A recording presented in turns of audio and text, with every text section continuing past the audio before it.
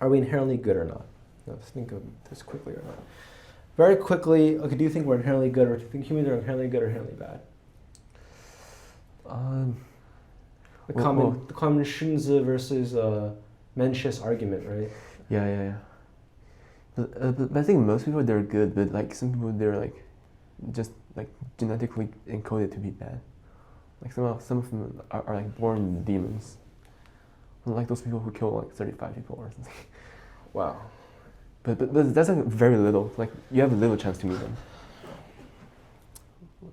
Okay, I think that is a common opinion, common idea. Okay, I'm going to be arguing that I think everyone's good. Okay. And to understand this, obviously, we have to go through our entire philosophical framework of body desires, delusional desires, so forth. But, so I'm basically saying, right, I think that all bodily desires are good. Therefore, they tend to be related to compassion, be compassionism, to have love, to care for others as much as we care for ourselves. Right? I kind of said this earlier in a different lecture, but if someone's an undefiled observer, their body is one vehicle, but the whole world is the rest of their vehicle. So they treat everyone with the same respect they treat themselves. And so they can't treat other people the way they wouldn't treat themselves. This is what Kant says as well, right? Treat others the way you want to be treated, kind of in this sense. Gandhi as well, I think, right? But it's true in the sense that we want to treat other people like we treat ourselves. We want to give the world the respect and reverence that it deserves. But then, why do people become bad, right? So body desires are kind of, everyone should be like that. Everyone is an undefiled observer. Everyone would be compassionate, loving, treating everyone like themselves, right? Because it's important, because when you treat other people like you treat themselves, and you treat yourself with love and respect, you treat the whole world with love and respect, right? But that's body desires. Delusional desires, when it's tainted with the ego, when it's tainted with the self, tainted with deluded desires, it wants things that are contrasted to your body desires. You want to fulfill that ego. You want to fulfill any sense of inferiority. If you have little money, you need to get more and more. And so, these people, in order to satisfy the deluded desires, will go and do things that are bad, right? Rob a bank because I'm greedy for this thing that I'm trying to get because it solves my ego. It makes my ego fulfilled. But that's not the body desire. The body desire in them is saying, no, that's bad. I shouldn't do that. That brings suffering to people. That's not good. But they can't listen to it because they're trying to solve the ego, because they deeply believe that the self is real. And so that's why they'll go on and do these things that are bad and look bad on the outside. But in reality, they're all good. Everyone has body desires. Everyone has deluded desires. The people who are bad are just deluded so much by their deluded desires that they're doing bad things. And the people who are good are either undefiled observers and only following the body desires, or they are still deluded, but their deluded desires aren't that bad to society, right? They're more aligned with kind of following the body desires, but they still have the propensity to potentially do things that are bad to society. That's why there's this constant battle of morality. Is this good or is this not good? It's not good or not good. But someone following the body desires, for them it's simply a matter of, this is what my body wants, or this is what my body's saying to do. This is how they want to treat the world, which is with reverence, with respect. And that's the path I follow. There's no sense of indecision or complexity in the decision making, what's moral, what's not.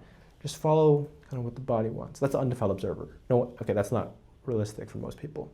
But for the undefiled observer, since they treat the world with such respect and reverence, they can never put themselves above other people in the sense of needs, wants, and various things. If you put undefiled observer in the same room as someone, the deluded observer, or anyone but anybody else, the undefiled observer cannot do anything that is like parasitism. It cannot do something that's advantageous to them while detrimenting somebody else. Right? Even a simple example of playing loud music in a room that they're sharing, if the other person doesn't like that music. They can't do that because, in a sense, they understand this person would be worse off if I'm doing this, so therefore I shouldn't do that. But, even if it's neutral and they see the other person is fine with it, it's fine to do that. But for the undeveloped observer, it's clear as day in terms of is this action fine or not? Is this action something that's acceptable or not?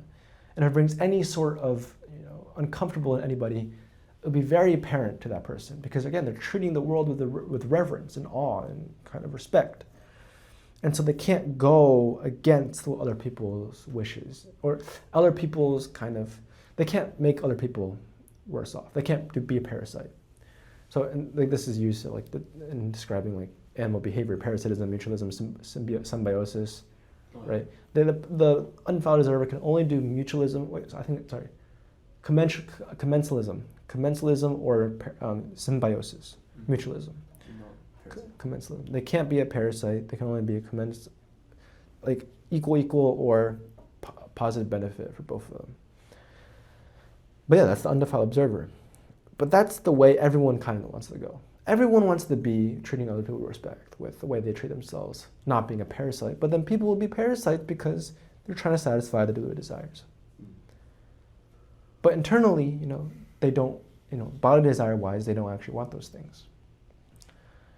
I think, that's how this framework interprets this idea. But yeah.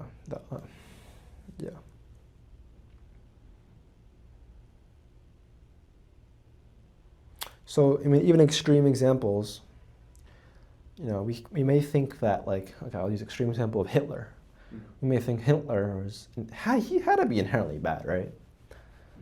Okay, but then the interpretation that I use for my framework would be he as well has body desires, which he wants to treat everybody with the same respect he treats himself.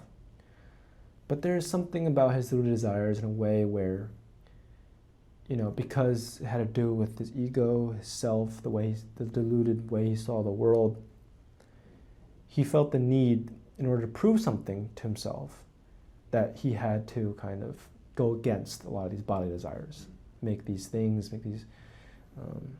assertions that were going against it. And,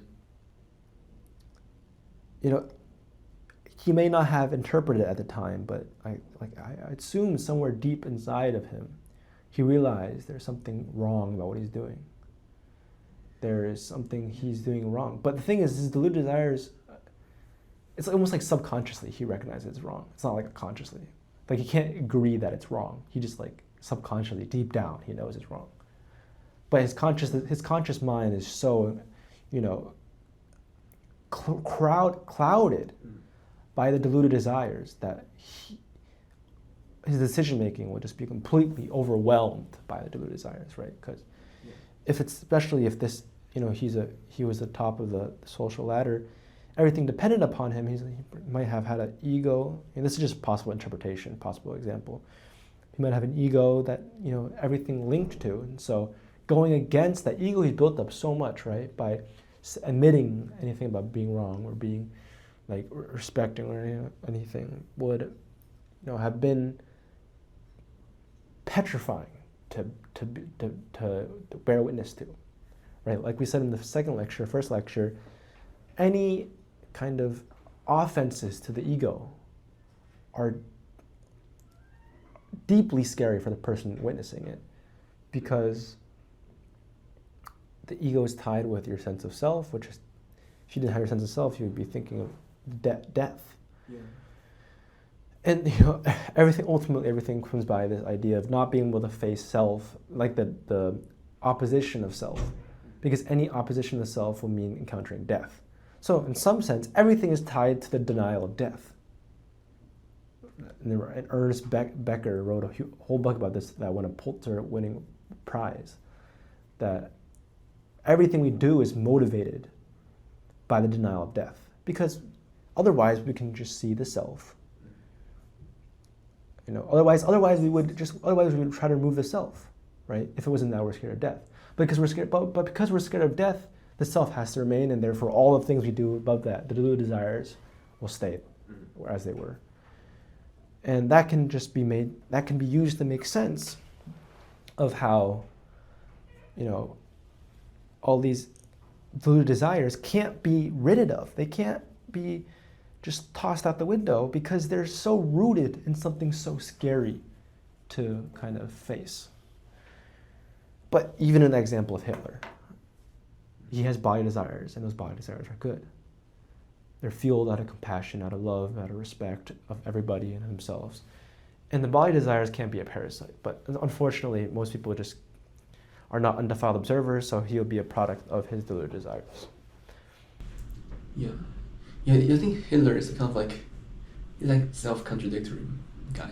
He kills so many people, but he's an animal protectionist, and he's vegetarian, and he's I'm not sure. He's very he emphasizes safety, personal safety, but he also likes to speed driving, stuff like that. There are a lot of controversy on this guy. Yeah. Well, I don't know much about him. I just use him as an example, but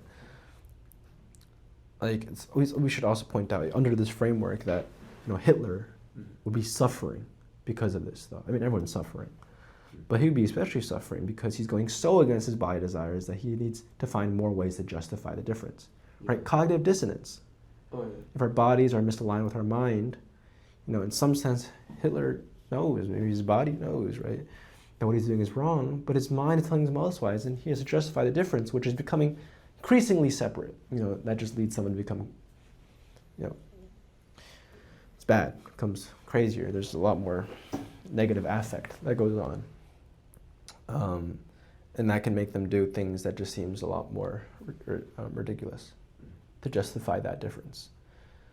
But the fact that it all comes off from this psychological basis is also deeply important because most people disregard this idea. Right? Do you see how we're analyzing all this from the kind of naturalistic, psychological kind of perspective, and seeing how all this can be understood through more of a, humanistic viewpoint instead of using any sort of spiritual kind of basis? It's all of what happens in this human realm and all the behaviors are a product of psychology. So many things are happening because of the way we're somewhat programmed, And if we don't understand that, if we're ignorant to that, it poses a huge problem because we're just blindly, going about things in a way that might not necessarily be what really matters. And so there's a huge amount of reward in, diving into these topics and working through them. As you can probably attest to. Just listening to it is one thing, but thinking upon it is another thing. Seeing how it reflects upon the world, how these things happen and how they exhibit themselves. If you pay attention to that, you'll find a lot of these things being very applicable. Right? Psychology is beautiful because it's the most applicable thing. We're all human beings. Well, not most. I should stop using absolutes, but it's very applicable. Oh yeah. I think that was what I was saying. I was saying it's after I know what you're talking about, after I hear about what you're talking about, I can rethink about my past experience. Yeah. In a new perspective. I think this is actually one of the best ways to go about learning. Is I think there's a psychological kind of study for this as well. It's self-referential learning, where you learn something and then you see how you can apply it to your own life. So say I'm teaching this right now, and you take these ideas and see how it applies to everything you see around yourself.